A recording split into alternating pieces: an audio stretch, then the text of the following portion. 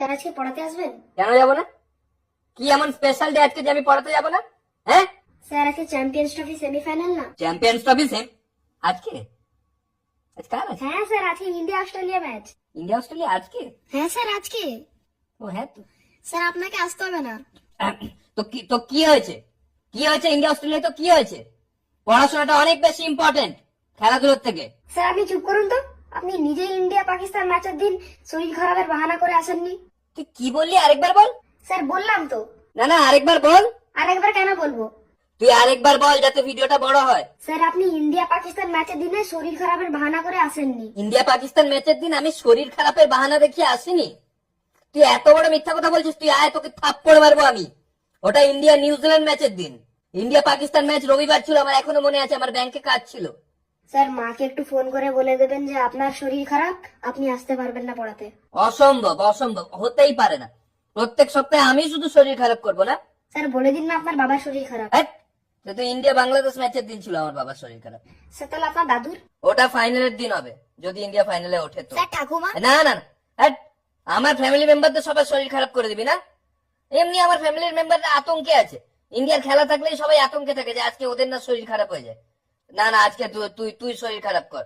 না না না, তো আমি খেলবো না। হ্যাট! স্যার কি করে শরীর খারাপ বলবো, পারবো না তো। মানুষের যদি ইচ্ছা শক্তি, জেদ আর অ্যাক্টিং স্কিল থাকে না, তার শরীর খারাপ হওয়া থেকে তাকে কেউ আটকাতে পারবে না। স্যার আমি বললে বাবা মা বিশ্বাস করবে না, ধরা পড়ে যাবো। কিচ্ছু করবেন না, একটা গুছিয়ে মিথ্যা কথাও বলতে পারে না। মিথ্যা কথা বলার নামে 8 নম্বর, সারাক্ষণ সত্যি কথা বলা। সত্যবাদী ছেলে কথা। Sorry sir. সরি স্যার, ও শুধু সরি বলতেই জানিস।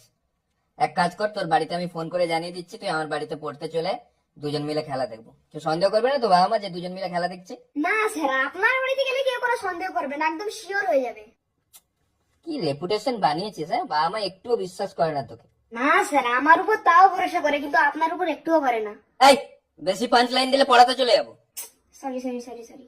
সরি সরি, এখন আমাদের একজোট হয়ে পরিকল্পনা করতে হবে। হ্যাঁ স্যার, আমি ওর বাবা বলছি, আমি ওর হাত থেকে ফোনটা নিলাম। আপনি কিসের পরিকল্পনার কথা বলছেন?